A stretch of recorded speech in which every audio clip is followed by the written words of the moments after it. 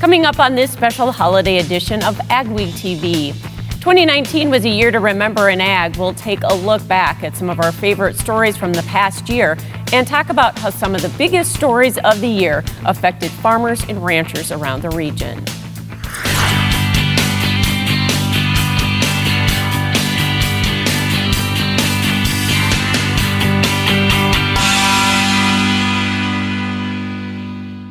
Welcome to our special holiday edition of AgweekTV. I'm Michelle Rook. We're here at Butler Machinery corporate headquarters in Fargo. We'd like to thank them for hosting us in front of some of their colorful and very festive equipment.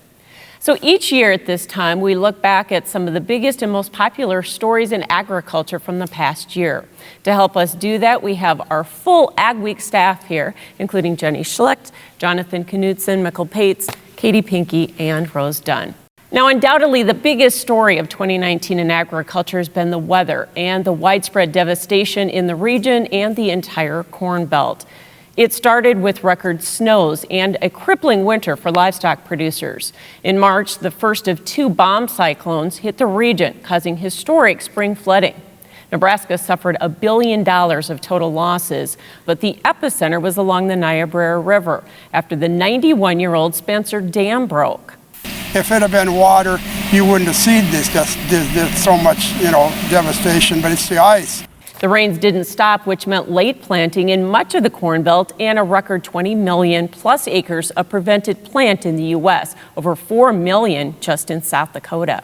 Total for both corn and beans, about 35% of our crop was planted this year. It goes anywhere from 20-30% prevent plant acres in areas to up to 70-80% and higher. The crops played catch up the entire growing season, and many never did make it to maturity. And then in the fall, farmers were hit with another round of record rainfall and flooding, plus an October snowstorm. The 24 inches of snow that we received in second week in October is something that I've hoped to never see again. Because I just plugged the header up with ice, which I've never done that before. This has all resulted in one of the slowest harvest seasons on record, with wet grain and increased drying, plus quality issues like low test weights and mold. So I think we can all agree that 2019 is probably going to go down in the record books. And it started so early with such a terrible winter, especially for cattle producers. And Jenny, you felt that firsthand, didn't you? We did. Calving season was hard for those of us who had cows to calve out. But it also continued from there. In our feedlot, it was muddy conditions throughout the spring, followed by too wet of conditions to hay a lot of the season. And then a lot of us have had trouble gathering our feed as well as chopping silage as the fall progressed. And right now, we've missed our first cycle of feeding calves in the fall because of this. And there's been some surveys out from NDSU Extension that have said in some counties, more than half of producers don't have enough feed to make it through the winter. So this is really continuing. So Jonathan, as you talk to producers, you'd probably talk to a lot of older farmers that said they had never seen any year like this either, right? Yep, they all say that. A lot of younger ones talk about my dad, my grandpa. They say they've never seen a year like this going back 60, 70 years. Mm-hmm. And Katie, you got to ride with your dad at the farm when you guys were trying to harvest, and so you got firsthand knowledge and experience with it too. It was very ugly and tough to see. It's really been taxing on the farmers. It's by far the latest harvest ever. I'm the first of the 5th generation of my family, and no one has ever seen it like this on the farm. So there's still corn standing in the field in our farm fields. So let's talk a little bit about what that has meant. Increased drying. We've had low test weights. We've had very poor quality crop that a lot of producers now aren't going to be able to sell, right? Right, and some of the crop insurance dilemmas about how much those things are, helped from crop insurance versus how much they're penalized for in the marketplace is another issue. So a lot of it is unprecedented. I was interested to see how quickly the companies adapted. Sometimes the solutions are too late for this year. Maybe they'll only make 5 or 6 of these machines this year, but they'll see that they can get them to work, and then there'll be something that's more ordinary in future years. One thing I think of, Jenny, is I drive by thousands of acres of unharvested corn, and here you sit in central North Dakota with no corn to feed your cattle. That's the truth. We've had trouble getting our silage chopped, so we haven't been able to start feeding, but even if we had the silage, the elevators don't have the corn. We usually either buy corn there or buy corn screenings after they've dried it and processed it how they need to. And this year that's just not as available. So it's really, one segment is really tied to the next, and we're all suffering together. Let's also talk a little bit about the impact that this has had on the mental stress of the farm community. In the past, sometimes these things were ignored or swept under the rug, but this year they're more so than I can ever remember. They're being dealt with in a fairly forthright way. I think that's a tremendous achievement and a tremendous step forward for our society and for upper Midwest agriculture in general. We talk about that there are a lot of resources available, right, Katie? Yeah, hopefully people are utilizing them, and I think we have an increase of social media among farmers, and they're maybe finding ways to connect with peers that they wouldn't have otherwise known, and then also connecting to those resources.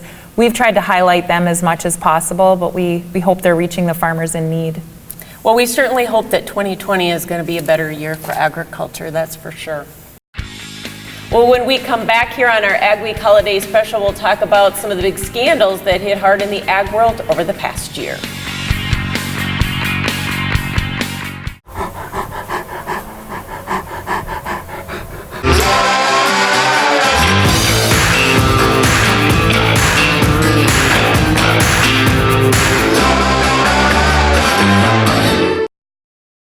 Get out of the cold and join us February 4th at the Fargo Dome for the 2020 Northern Corn and Soybean Expo. Registration is free for a full day of events designed to make you a better producer, featuring nationally acclaimed speakers like ag journalist Chip Flory and author and humorist John Phipps. With breakout sessions, expert panels, and a large corn and soybean trade show, you can't miss the 2020 Corn and Soybean Expo. Register today at northerncornsoyexpo.com. Ready for more?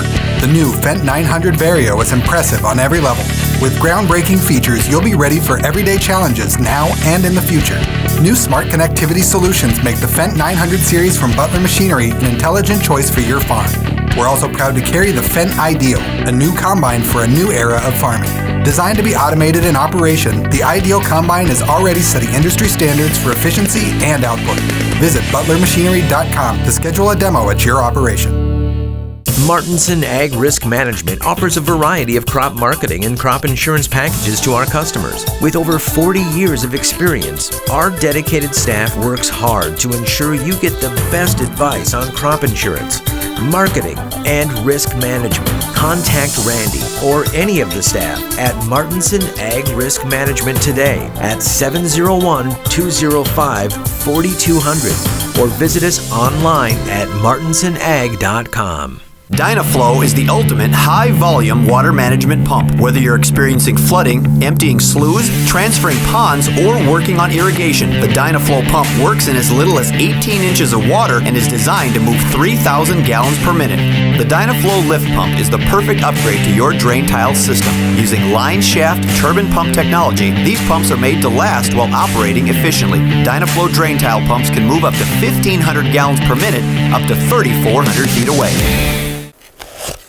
Seriously?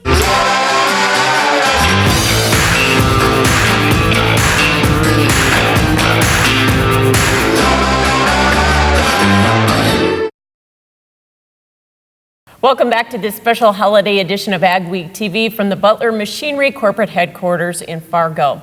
Another one of the huge stories, or perhaps themes, of this past year in our region, stretching even back into 2018, is all of the agricultural scandals. In North Dakota, young grain trader Hunter Hansen was recently sentenced to 8 years in federal prison for defrauding farmers and elevators out of millions of dollars in the region. In Minnesota, Jerry Hennessy defrauded the Ashby elevator and thus farmers out of millions. He pleaded guilty in stealing more than $5 million from the co-op over 15 years. He's now serving 8 years for wire fraud and income tax charges. And in South Dakota, Robert Blum, a feedlot operator from Corsica, may owe millions of dollars to dozens of people in a phantom cattle scheme. So far, he's been sentenced to 6 months in prison in North Dakota on a bad check charge. So Mikkel Pates covered all of these stories, and you have affectionately called these the bad boys of ag. But what surprised you the most about all of these stories and these criminals? Well, some of it is just, the audacity of the people that are doing it. In the Hennessy story over in Minnesota, the idea that you could take this amount of money out of your own co-op and spend it so blatantly for yourself on such sort of extravagances as safaris worldwide was a real surprise. I'm 63, and I thought maybe you've heard most of the things that you could have heard about across the years, and this just absolutely floored me. Especially with like the Hunter Hansen case, it seemed like the ease in which they were able to do this was almost mind-boggling. Yeah, here you have somebody who's 21, has no real experience in the grain industry, has no financing, and was able to just drive a truck through the whole system regulatory wise, and it made legislators so mad that they took the grain regulation away from the Public Service Commission. They put it in the Ag Department. That's where it is in other states. So it's going through a complete revamp, and this is having reverberations in Minnesota. South Dakota is looking at its regulation and watching what's going on in North Dakota. The other thing that producers said to me that read your story was that they thought maybe the sentences on especially Hennessy and Hansen were almost a little too lenient for what they did. Federal guidelines put certain parameters in for how many times the person's been in trouble before. So if you have somebody that's never done anything, they're going to have fit in the federal guidelines. Rose and Katie and I all talked about this many times, is here you have a 21-year-old Hunter Hansen. How does somebody of that age actually do something like that? Every time the story comes up, I mention this. He's a little younger than my kids, and I just think, how did he pull this off? It's a classic Ponzi scheme where you start with very small transactions. He was working with a broker who people had worked with for 15 years. And so when they dealt with the broker, they didn't realize they were dealing with Hunter Hansen. And then it just sort of snowballed. If you have several smaller deals that work, then you're not prepared for the big deal that doesn't work because you've been set up. And one of the questions with Hunter that I think is still unanswered is, when did he realize he was a criminal? When did he actually realize that now I'm defrauding people to the tune of 6 or 7 figures? Because some very experienced people in the grain business were taken for millions. Well, we're all reporters here, and our hats off to you because it was some really good reporting. Yeah, thank you. Thank you very much. Well, up next, we'll take a look at how maple syrup is made when this special holiday edition of AgweekTV continues. And we'll have an update on a young man who's making a miraculous recovery from a terrible farm accident. Attend the region's premier ag technology event, the 2020 Precision Ag Summit, January 20th and 21st at the North Dakota Farmers Union Conference Center in Jamestown. You'll learn about the current trends of precision agriculture, technological applications, and demonstrations for successful implementation. Hear from industry experts, producers, and more. Exhibitor space and sponsorship opportunities are still available. Visit precisionagriculturesummit.com for more information or to register for the 2020 Precision Agriculture Summit. Steffes Group, selling land and the equipment to farm it since 1960. If you're interested in selling or have questions about our auction process, head to our website at steffesgroup.com to contact us at any one of our 4 locations located throughout the Midwest. You can also visit and subscribe to our YouTube channel to view all of our auction previews and recaps to stay up to date on the market in your area.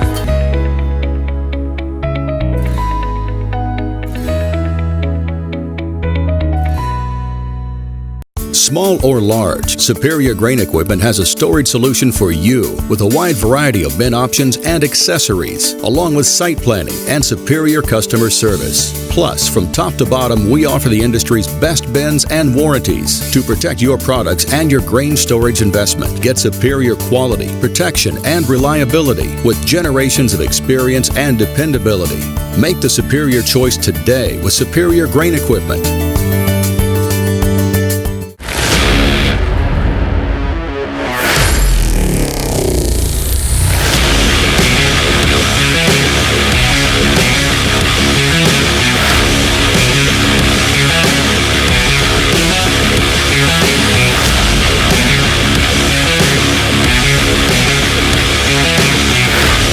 For under $4,000, the Wheelman is the ultimate auto steering system that any farmer can afford. When harvest comes around, time is precious and you don't have a moment to waste. North Star Ag offers the Lofsness GrainLogix Grain Bag Loader to deliver versatile grain storage performance load after load. Lofsness's user-friendly grain baggers are easy to load and unload, perfect to get your harvest in the bag. Uptime is crucial. Keep your crew in the field longer with a fuel trailer from Thunder Creek. And don't forget, North Star Ag has Meridian hopper bins for any size operation. See our complete new and used equipment inventory at northstarag.com or give us a call. From Butler Machinery in Fargo, you're watching our holiday Best of edition on AgweekTV. During the holidays, homemade jellies, jams, and syrups are a common gift. Did you know that last year in the U.S., more than 4 million gallons of maple syrup was produced? In one of our favorite stories of the year, Katie, you found out that the sap only flows for a short amount of time in the season. I did. I visited Minnesota's Maplewood State Park, and I learned how this tasty treat is harvested.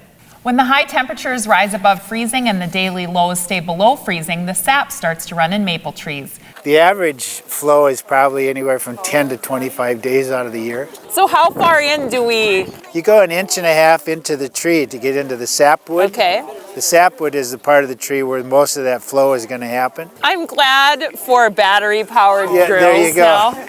And then I'll let you put that guy in there. Just put it like so. Yep. And all right. take that and tap it in.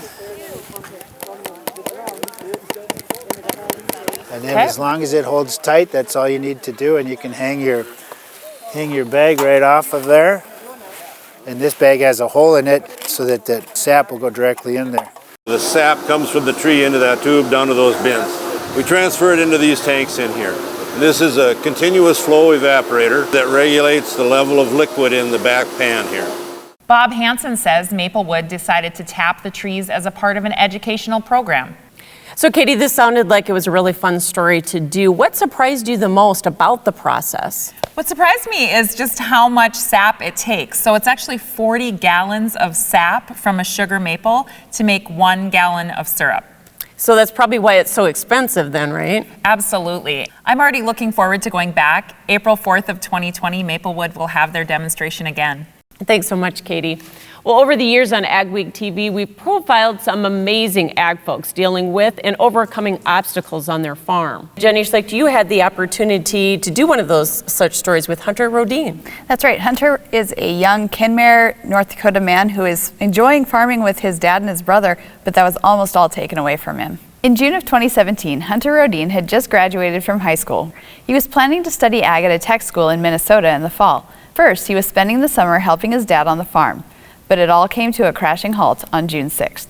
I was bringing fuel to my dad as he was running the seeder, talking to my dad on the phone actually, and I wasn't really paying attention, I guess, and I didn't see the semi coming across the intersection. I basically hit the semi, and then I was ejected from the vehicle. The first thing I did was call 911 because I knew it was going to be bad, and I drove the tractor as fast as I could across the field to get to where he was. Hunter suffered a traumatic brain injury, but as bad as his injuries were, Hunter worked hard and recovered fairly quickly. He's graduated from college and is back on the farm. So Jenny, has Hunter made a full recovery yet? He has. He said he doesn't believe he has any lingering effects, no aches or pains or memory problems, and he's really been able to jump into a full-time role on the farm now that he's done with college. Great story. Thanks so much, Jenny. And you can find full versions of both Jenny's and Katie's stories at our website at agweek.com. Well, many people consider farming an around-the-clock job, but this year Jonathan Knutson profiled some part-time farmers who are also juggling full-time jobs. We'll talk about that when our Ag Week holiday special continues. This is Dennis Belisky reminding you we do auctions and we do them well. You've built your operation with hard work, and when it's time to sell, all or part, you deserve the best. Details from repairs and preparation to promotion and settlements are not routine. Chances are you'll only do this once, so we'll tailor an auction just for you and get it done right. On site at your farm or added to one of our highly successful Alaris Center auctions, we have the skill, reputation, and integrity to meet your needs with best-in-class commitment and quality service. Find us at resourceauction.com or call 701-757-4015. Now is the perfect time to ensure you're ready for spring. Order now and receive up to $4,000 bonus savings for early orders of Summers Land Rollers, Summers Super Coulters, and the new Summers VRT Renegade. Offer valid through December and January and subject to availability. Visit summersmfg.com for details. Dig, lay, and bury drain tile all in one pass with the Crary Tile Pro Plow. The Crary Tile Pro Plow lays tile up to 7 feet deep with boot sizes of 4 to 12 inches. Advantages of installing drain tile to your field provides increased overall yield, improved soil moisture levels, and controls soil erosion. It pays to tile with a Crary Tile Pro. To locate a dealer near you, visit www.crarytilepro.com. Make sure your farm equipment is season ready with an uptime inspection from your Titan Machinery service professionals. Titan Machinery's team of Case IH certified technicians has the knowledge and experience to find, correct, and prevent mechanical issues that could shut you down during the season. Your planting and harvest windows are short. For genuine Case IH parts and service, schedule an off-season uptime inspection at Titan Machinery today. Titan Machinery, your local Case IH dealer. Ready for more? The new Fendt 900 Vario is impressive on every level. With groundbreaking features, you'll be ready for everyday challenges now and in the future. New smart connectivity solutions make the Fendt 900 series from Butler Machinery an intelligent choice for your farm. We're also proud to carry the Fendt Ideal, a new combine for a new era of farming. Designed to be automated in operation, the Ideal combine is already setting industry standards for efficiency and output. Visit butlermachinery.com to schedule a demo at your operation. Welcome back to our Ag Week holiday special, and thanks to our host, Butler Machinery. Off-farm income and health benefits are increasingly important for farmers with low commodity prices. For many, that means balancing full-time jobs so they can keep doing what they love. Last summer, Jonathan Knutson met 3 part-time farmers, each of whom have found a way to make their situation work. For Minnesota farmer Evan Grandstrand, he drives 120 miles to work evenings at DigiKey, an electronics distributor in the Thief River Falls area. He says it's a good fit with his farming schedule. It just got to be too much. Busy time on the farm was busy time at work, and I was just burning myself out on both ends. Badger, Minnesota farmer Jason Smith combines ag banking and farming in part due to the flexible schedule. And farmer Emma Pappenfuss of St. Thomas, North Dakota is also a full-time agronomist. She's working towards the goal of buying a farm of her own. Hopefully I'll be farming a long time. Just try to keep a level head during it all and be smart during the good times and save. And Jonathan joins us now. And what struck you about all 3 of these farmers? Their great passion for ag. It was obvious they really loved what they're doing.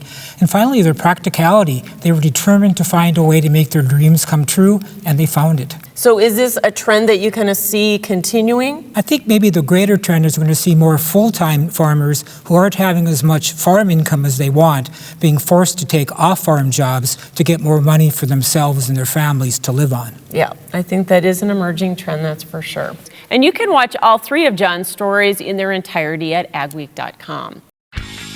Still ahead on this special holiday edition of Ag Week TV, when a Morris, Minnesota man wants to get away from it all, he doesn't even have to leave the farm. Mayo Manufacturing, your Red River Valley source for Batco.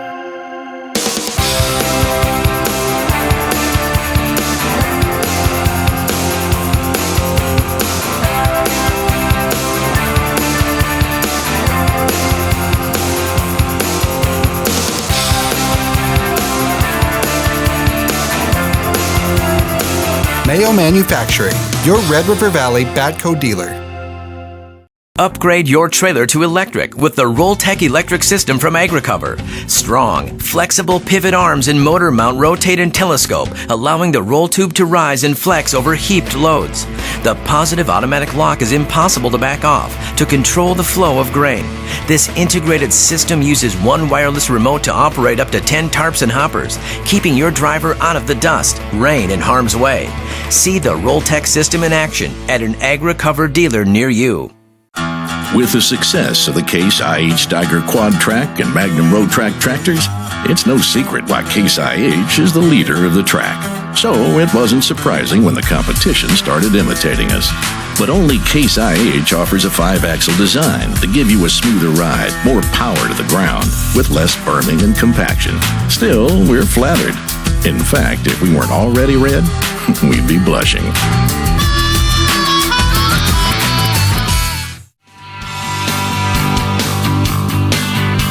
AgWeek brings you timely agriculture news from field to fork in digital, print, and television. Fresh every week, join Jenny Schlecht from the AgWeek editorial team and me, Al Windmill, from the sales and marketing team for a deeper dive into farm and ranch stories, along with guest interviews with personalities from the world of agriculture. If you're involved in farming, ranching, or agribusiness, the AgWeek podcast is the show for you. Where do you go for the latest news in agriculture? AgWeek magazine. Reaching over 70,000 farmers and ranchers in North Dakota, Minnesota, South Dakota, and Montana.